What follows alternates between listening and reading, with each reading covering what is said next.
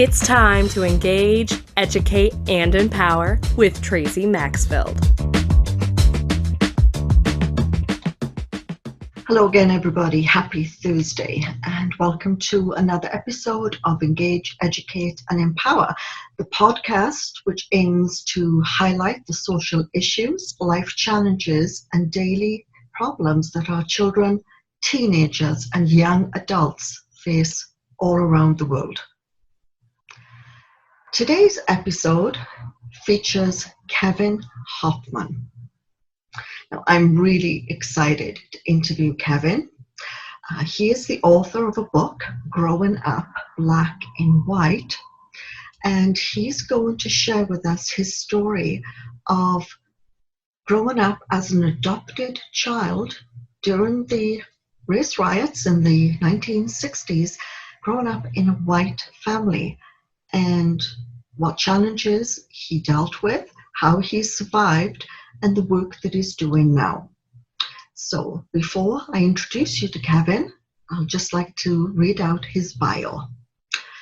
So by the time he turned 2 years old, Kevin Hofmann had survived an abortion, been given away by his mother, adopted by a family of another race, and woke up to a burning cross in his front yard.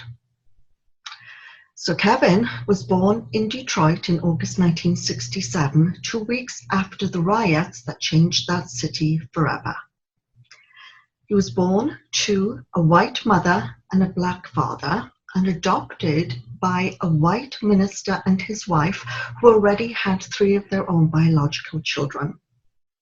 It was out of these amazing circumstances his life began, and it is out of these experiences he tells his story, a story of struggle and joy, pain and passion, and most of all, hope. His book, Growing Up Black and White, is a compelling memoir which reveals his difficulties and joys growing up in a diverse family, particularly during a time and in a location where acceptance was tentative and emotions regarding race ran high and hot. Because his story also addresses the impact of race and culture in society, it serves as a catalyst for open discussions on diversity and inclusion, as well as race and culture. Kevin has worked with several K-12 school districts, universities, and adoption agencies as a consultant in the area of cultural intelligence. I absolutely love this. And this is what we need to do. We need to start talking to our kids about racial differences, racial inclusion, cultural intelligence, cultural sensitivity. So we're going to have a quick commercial break, and when we return, it's going to be my absolute honor to introduce you to Mr. Kevin Hofmann. Stay tuned. For more information about Tracey, her mission, the show, Tracey's book, and offered courses from Tracey herself, visit TraceyMaxfield.com. Be sure to catch the latest news on mental health and Tracey's guests on Facebook, Twitter, Instagram, and YouTube. While you're visiting TraceyMaxfield.com, make sure to sign up for the free monthly newsletter. Keep track of Tracey with upcoming events, interviews, seasonal tips, and the latest articles on important mental health issues. Plus, when you subscribe, you'll get a copy of Tracey's booklet, Why Our Kids Are Suffering and How We Can Help Them. For more information and to sign up, go to TraceyMaxfield.com. Parents, do you worry about your children or teens? Do they have issues they don't talk to you about? Go to TraceyMaxfield.com to sign up for Tracey's informational courses. Tracey has brought connection to parents and teens all over the world. To learn more, visit TraceyMaxfield.com. A brighter future is possible.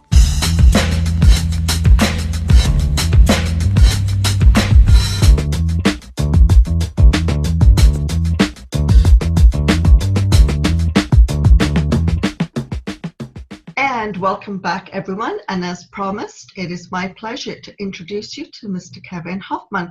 Kevin, thank you so much for agreeing to be on the show. Oh, thank you. Thanks for having me. So at the beginning, we read your bio, and I also read a little bit about your book. And so a very, very interesting story. Please share with us. Yeah. So, yeah, interesting story began 53 years ago. Mm-hmm. I was born the result of an affair between a white woman and black man in Detroit. They were co-workers together in one of the stamping plants in the Detroit area. They were happily married just to two different people. Right. So it was at my mother's husband's insistence that she give me up for adoption, which she did. And I was adopted by a white minister, his wife, and their three biological children. And at that time, they lived in a suburb of Detroit, Dearborn, and that at that time was a closed community, which meant that basically people of color weren't welcome to live in that kind of community.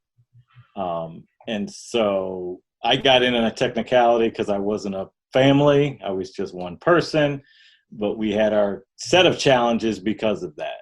Yes. When I was about 11 months old, we woke up to a cross burning in our front yard. And that's where the story begins. At age 3, we move out of that community into Detroit, and my father was a minister. He was pastoring a church in the Detroit area, and the parsonage, or the house where the pastor lives, was in a black neighborhood. So from that point on, 3 to 18, I was always in contact with people that looked like me, which was life-changing. Of course. So has your adopted dad ever said why they decided to adopt a child of another race? Yes. So their family plan was always to have 4 kids. Okay. I have a brother who's 10 months older than me. It's biological to my adoptive mother and father. His pregnancy was a tough pregnancy on my mom. And so to complete their family plan of 4 kids, they chose to adopt. Okay. They filled out all the paperwork, got approved, and then time kind of stood still, and they didn't hear anything from the agency. So my mom calls the agency and says, hey, haven't heard anything, just, making sure I haven't forgotten us. And then the woman said, well, because you are technically still able to have children, physically able to have children, you only qualify for hard to place kids. Wow. Or special needs children. And so they were presented with a little girl who had a hole in her heart. My parents passed on that. They just knew financially and emotionally they couldn't afford those expenses. They were presented with a young lady who had bone cancer. For the same reasons, they passed on that young girl. And then they were asked, would you consider adopting a child of another race? And that's when they checked the checkbox and said, yes, we would. Really not knowing what we were about to. I was going to say, yes. The 60s, certainly a very, very challenging time with so much going on, but especially, you're biracial, so a white mom, a black dad, and then you go into a white family. Certainly, I can't even begin to imagine what they must have gone through. Yeah, like I said, from day one, just the cross burning was the worst thing that was done. But my father was an assistant pastor at that church in Dearborn when we were there for that short time. And he went through 3 years of them harassing him and trying to fire him. Of course. Because he had brought this child of color into their community. And the church is still there. It blows my mind. It's just, oh my goodness. So tell us, obviously, your childhood was unique and very, very different. When you were at school, what challenges were you faced with on a daily basis? Yes, so all the schools that I can remember, they were majority black. So it was, Okay. Yeah, as time went on, it largely black, like 95, 98% black. And so I was always around kids that looked like me, but probably my biggest fear was that these black kids were not going to say I was a part of them.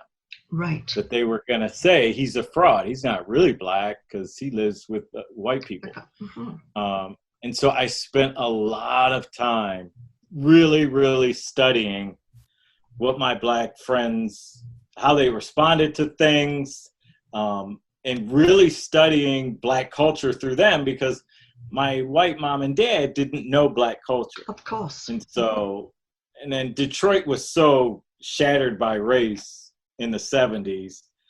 There was a black community and a white community, and there really was no biracial community. So I knew my only chance at survival socially was to connect with the black kids. So I spent a lot of time watching them so that I would become a part of that culture, which I really enjoyed. I was really attracted to the black culture and all that it stood for.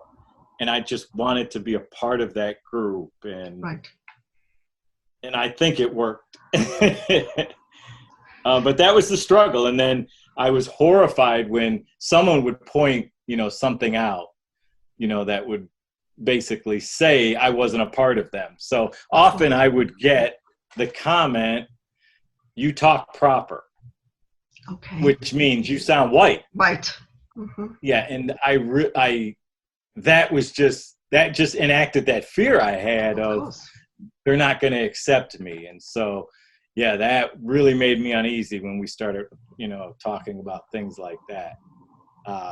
Every now and then that would happen, but when I was this a couple years ago, I went back to my grade school. We had a reunion, and everyone's asking me, "What are you doing? What are you doing?" I told them, "Yeah, I wrote this book."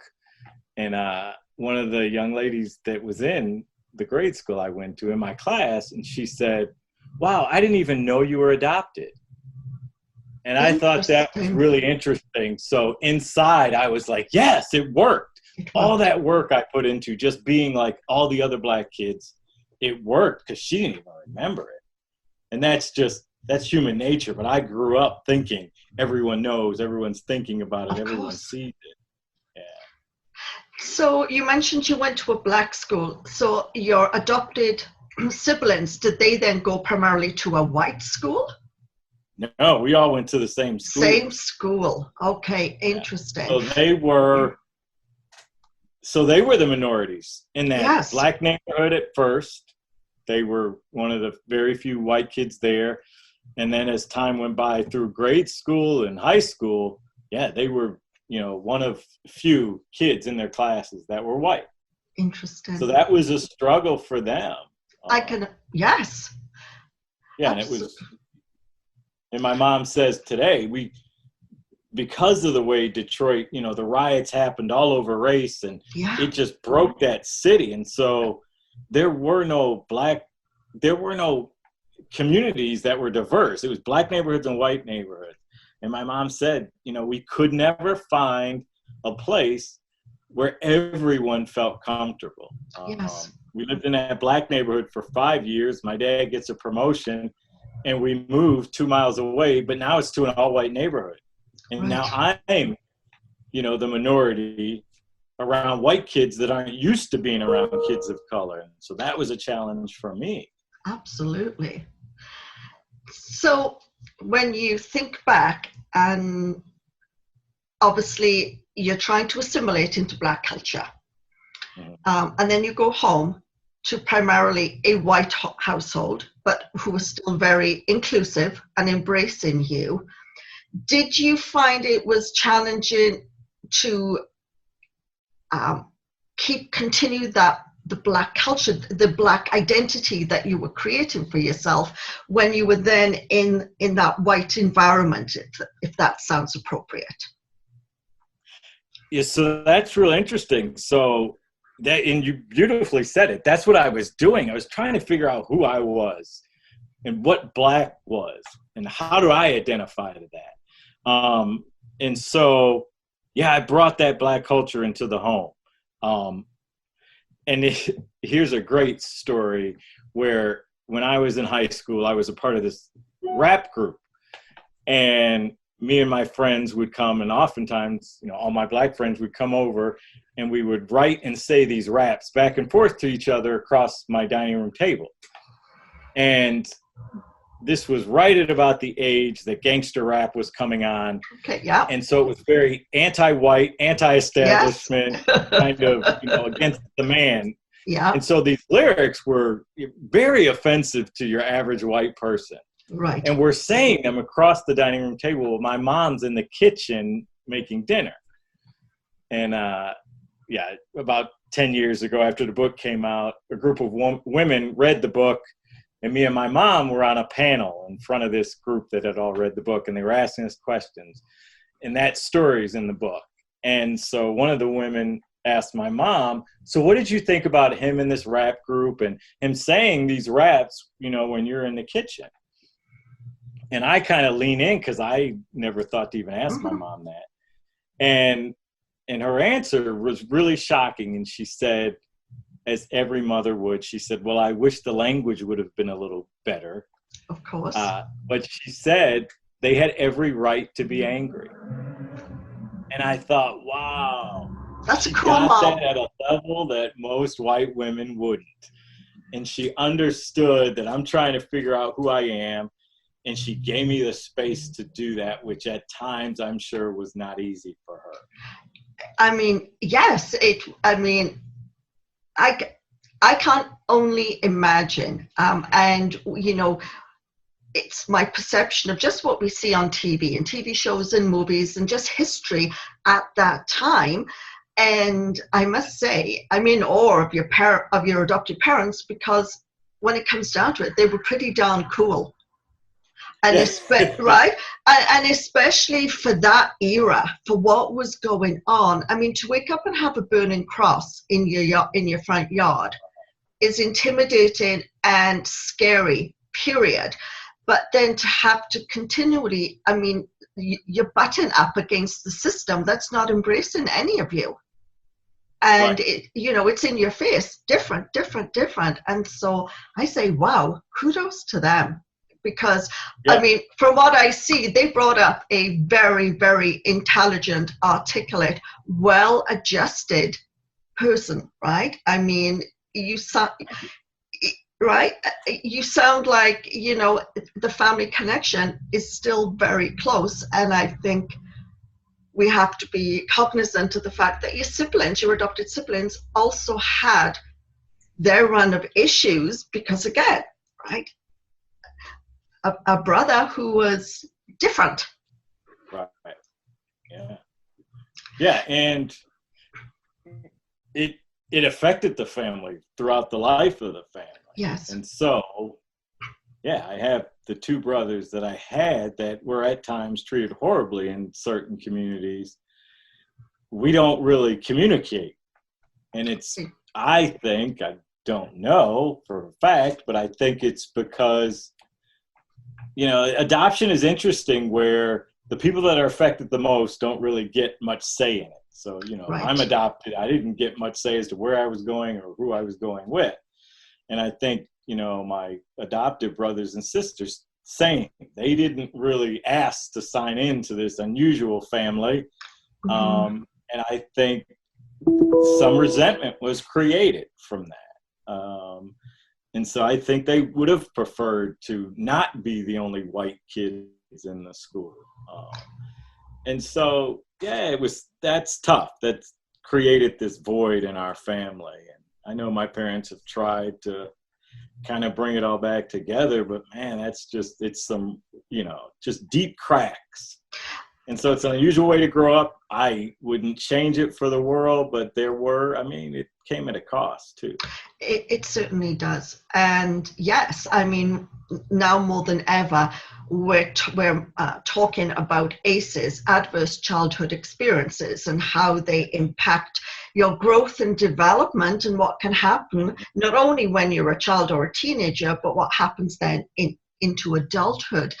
And I can see what their perceived as their traumatic experiences were, because yes, you want to go to school and have friends and be accepted and liked, and all of a sudden you have this situation where, well, you have a brother but he's different. And kids, it's funny, they want to be unique in their own way, but they really don't want to be so different that they stand out and become that victim of bullying and shame and intimidation, and that's tough. So, talking of ACEs, as you moved into adulthood, and now you're in your 50s, much like me, and I can reflect back on my childhood and, the abusive situation I lived in, and I can see how the ACEs kind of helped create a path that I went on. How do you see everything that happened to you, childhood, adulthood, going into young adulthood? Were you angry? Were you confused? Or did you feel that you were on top of things? Like, where were you at? All over. All over. All Yeah. over the place. Everything you just described, I was. And the interesting thing with transracial adoption, which is so I'm a transracial adoptee, and Right. that is usually white families that adopt children of color. Yeah. And so, yeah, it was a struggle for me, because the first, just adoption overall, it is, we kind of downplay it, but we need to start paying attention to it. I agree. The trauma that comes from taking a child from their natural mother, I agree, yes. it just doesn't go away. And I have termed it, I have this, what I call adoptee residue, which is there are things I can't just simply wash off that came from that trauma, from the separation from my biological mother. And so, yeah, that affects me throughout my life. And the biggest way it affects me is in relationships. So right. Yes. My primary relationship disrupted. And from that point on, that has been a struggle for me, whether it be with peers, while I was dating, in my marriage, at work. That's always been a struggle for me. And that comes from, like you said, that trauma that came. People hate to hear it called that, but yeah, there was trauma that came from that.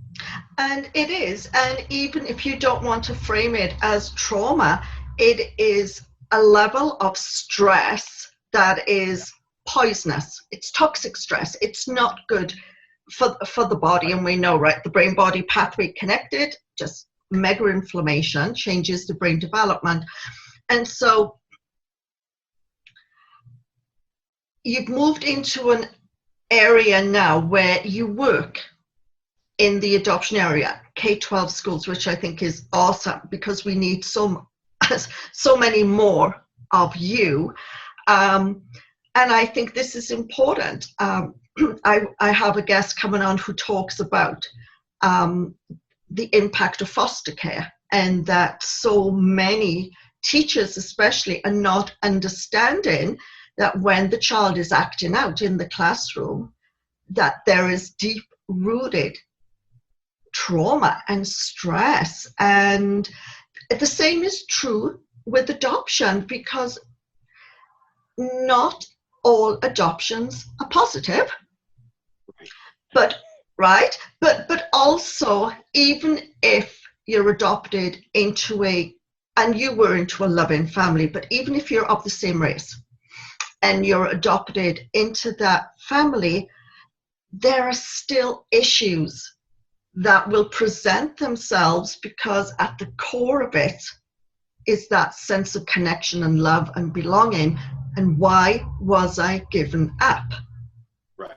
And as I said, I love the work that you're doing. So when you're with the agencies and in the schools, K-12, who are you working with, and what kind of message are you sharing with them? So it's kind of two separate areas. One thing I do is I'll train transracial families, Right. families like ours, and just kind of share my experience and things that we struggled with and how to do them better. So that's kind of one thing I do. The work that I do in the schools, and it's K through 12 as well as universities, is I initially, when I wrote this book 10 years ago, the thought was, okay, I'm going to go after the adoption community. And so I was so laser focused, but I didn't realize that's such a small community. And so then over time, as I kept telling these stories, and a lot of the book deals with my experience as a person of color, Right. and how I'm trying to figure out who I am as this person of color. So then I got the idea, after just targeting adoption, was, well, maybe there's a broader story for a larger audience, Right. which we very rarely get in this country, is just to hear the experience of another, especially if that other is a person of color. Yes. So part of the reason why I wrote the book was to just share the experience of this young Black boy who grew up into a man, and how he saw how his life was impacted by race. Right. And so I kind of broaden what I do, and that book has allowed me to get into schools, share my experience, and then help them create more diverse environments where all the kids can thrive and be respected. Love it. And I say, the biggest challenge for school today is, you've got the kid with the Black Lives Matter t-shirt and the kid with the red Make America Great Again hat on. And you've got to find a way for them to coexist. And that's a big challenge. And so that's what I work with schools to do, is just create this, what I call 3 feet. 3 feet around each student that allows them to be whoever they want to be, as long as they respect the 3 feet of the student next to them. And that's what we're working to do, is just create this community where all kids can thrive. And I love it. And that's exactly what the aim of the podcast is for, is it's to help educate and empower kids, but also that we're an inclusive community. And Exactly. It's regardless of age, gender, religion, culture, race, it does not matter. Respect comes first and foremost, and kindness and an understanding of, the person that's sitting next to you in the classroom, the one that's 3 rows down, the one that's tucked away in the corner. And so what kind of things, so I'm kind of putting you on the spot here, but if you're working with a Caucasian teenager and trying to get them to open their heart, I would say their border per se, to allow the Black teen, or even, like, it can apply to Hispanics, Asians, racism exists in all cultures. Oh, yeah. What kind of things, suggestions, or what kind of work would you do so he can engage with that culturally diverse teenager and not necessarily be best friends, but be respectful and understanding? So one of the biggest lessons that I teach when I go into schools is, don't go into these deep conversations without having relationship. Right. And so if your desire is to get to know, the student of color, just get to know them first. I agree. Then when you're more comfortable and they're more comfortable with you and you can trust each other, then you can have these wonderfully, deep conversations. My best friend growing up that I've known for over 40 years, was the tall skinny white kid across the street. And that's how we were. We, kind of tested the boundaries, especially on race and our thoughts on race and racism.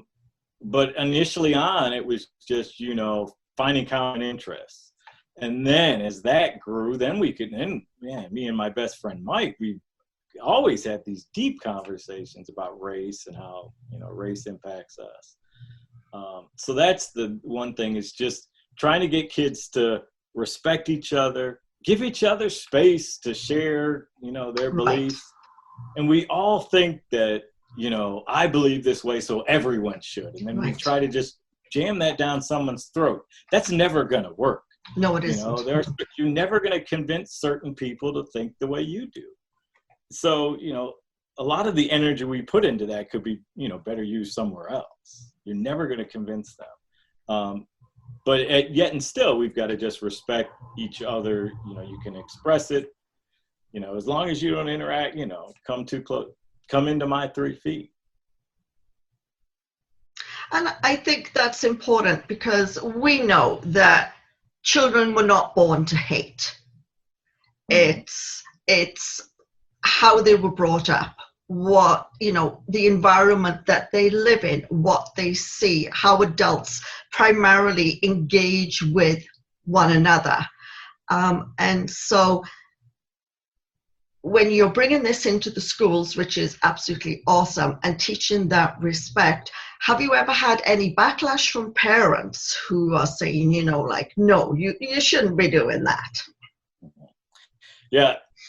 Usually when I go into a school district, it's because something happened. Right. There was an incident that happened, and now they're concerned or want to address it. And there's one district that they had foresight and thought, we need to do a better job of this. And they're largely white, like 90-some% white. And they chose to hit this head on, and we're 2-3 years in now, and now we're starting to feel it, because the community that's really there, the white community, a lot of them don't see anything wrong. Right. Like I think they think this has been our community. It's always been our community. It's really still our community. So why are you fixing a problem that isn't there? Okay. And when I initially engaged with that district, I told them that this would happen, because it affects everything. It affects, if you're really committed to doing diversity and inclusion, it will affect the books that you assign to kids, how teachers teach, your curriculum. It'll change all that. It'll change your policy. And so, we're, like I said, 2-3 years in, and we are getting that pushback, which was expected, because I think they wanted it to be like it's always been.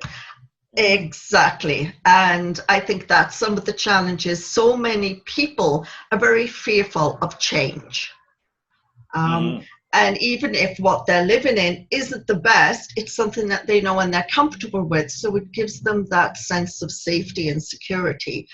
But no, I think it's something that, we need to embrace this in all schools, in all levels, right? From the moment a child goes to school, we need to be teaching cultural sensitivity, inclusion, and respect. Right. Because we know there is a very high increase of bullying amongst kids from another culture. Yep. Kids from another, different religions, also, disabilities, or if they have, something that's just different about them. But if we can start introducing this cultural inclusivity, I think that would go a long way to reducing, the bullying. And we'll never completely get rid of it, but I think it will help enormously also with the child's mental health. Right. And I've committed to doing a better job of this, that I think when you go into a school district, majority white school district or just any kind of majority, and you're telling them you have to change, they see that as, why do I have to change? There's nothing wrong with me, and this isn't going to benefit me. And we have to do a better job of saying, look, diversity benefits all kids, not just the kids of color or kids with disabilities or the LGBT kids. It helps all of us. And so, you know, one day if you ever leave this small community that you're in and you go out to a bigger world, you have to know how to move in different environments and respect other cultures. Because, yeah, that could affect you in a negative way. And I've seen that happen where, you know, I'm working with a predominantly white community, and then these kids graduate and go to universities, and then they're kind of overwhelmed because all these other cultures that they didn't realize were out there are now coming and I think they see it as infringing on their space, and they don't know how to handle that or move in different environments, which if we teach all kids that, I think they just all will be better off. I 100% agree. We've got to give them the building blocks. And I mean, and that'll enable them to move through each year better able to handle some of the challenges. Because, I mean, this is a difficult time to live. And, you know, society is, you know, it's not good globally. It's not good, you know. And right now we're dealing with a pandemic, so you've added this into the stresses that everyone is going through, and kids feel it very much so. Even if you're not talking to them about it because you feel you're protecting them, if they see your actions and body language and hear what you say to others, they pick up from that and they will internalize that as well. So we're almost time for us to close up the show, but we have a culturally diverse family, parents sitting, you know, listening to the podcast, or we even have a teenager who's struggling. What kind of advice, what guidance would you offer? For a teenager, like struggling with racial identity, or what? Yeah. The wonderful thing about this today is you don't really have to pick like I felt I had to. I felt the only choice was to kind of connect with the Black community. Now we have so many, you know, so many ways to connect with people like us. And I think that helps you to not feel like the only one. And that's why it was so comforting for me when I was growing up to be around kids that looked like me, because they understood my life's experience. Right. And so there were times when I felt I was slighted because of the color of my skin. I could go to my Black friends and say, man, that woman treated me horribly, and it's because I'm Black. And I just wanted someone to just hear that. Right. And so it was so comforting for them to understand that, yes, that was possible. It's happened to me, and I'm going to accept that as your truth. And man, that's why it's so important to find the communities that are like us, that can support you and hold you up. And you know, if you don't, often what you get is you share your experience with a community that doesn't understand your experience, and they look at you and make you feel like there's something wrong with you. And that's not it. I mean, and that's part of the underlying tension with racism is, I will share my experience as a person of color, and it doesn't even leave my mouth before someone has to question what I just experienced, as to, no, it couldn't have been that. He didn't mean it that way. You know, it had nothing to do with race. You're pulling the race card. Yeah, I have a whole lot of experience in seeing what the race card is and isn't. Right. So and for parents who are maybe, you know, as you said, not even adoption, white mom, Black dad. So now they have a transracial, you call it, right? As opposed to biracial. Yeah, okay. Transracial adoption, but biracial. Biracial. Okay, I got the lingo now. What kind of guidance would you offer them if they are obviously concerned and feel like that, you know, their child is not adapting or is not making friends? What kind of things would you encourage them to do? So I always encourage, so if the situation is white mom, black dad, they have a biracial child, I always encourage families to get mentors. And when you say that, everyone always initially thinks for the kids. But I'm saying no, for the adults. For the parents. So you got white parents raising black kids. Those white parents have to find really black mentors that are going to help them with some of the issues with their child of color. And so that's what I try to encourage. Just finding someone who has gone down this road before you to give you what, you know, the advice from what they've learned from that similar life experience. And I mean, certainly they're not alone, because this is much more common. And it's a horrible thing when I say it's more acceptable, but it seems in many areas, it's like people don't even notice, you know, but in other areas, and they're usually like small towns and maybe a little bit more rural, there's a little bit more negativity attached to that. So no, that's an excellent point. I always promote, you know, every child, every teenager needs to have a trusted adult in their life who can support them and who they can turn to. But I think the same is true for parents.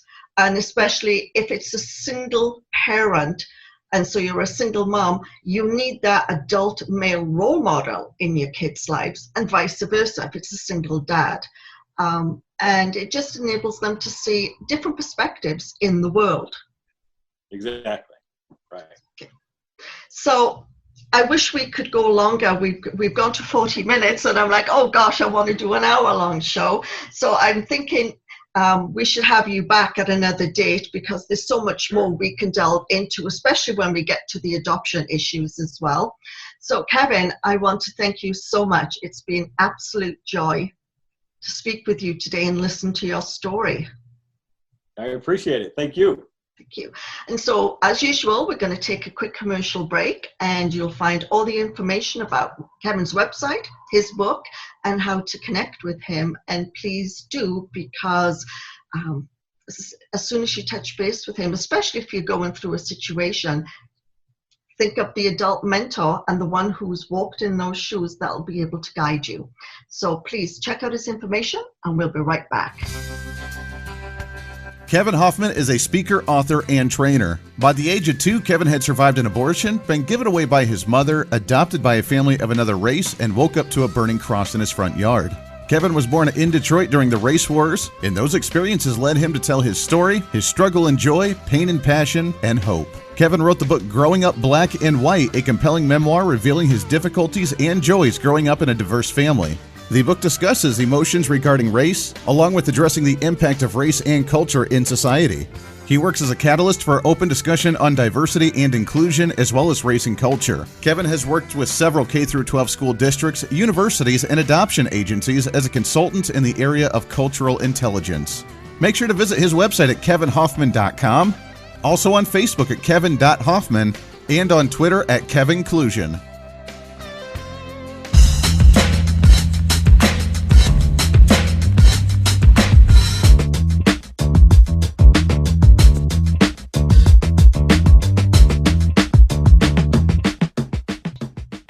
Welcome back, everybody. I hope you enjoyed my conversation with Kevin Hofmann. What an interesting story. Wow. And please do check out his website and also his book, Growing Up Black in White. What an inspiring story. So this wraps up this week's episode of Engage, Educate, and Empower. Next week, in recognition of Child Abuse Awareness Month, it'll be my pleasure to interview Bill Murray, head of the National Association of Adult Survivors of Child Abuse. One show you don't want to miss. So until next week, please take care and stay safe, everyone, and we'll see you then. Bye-bye.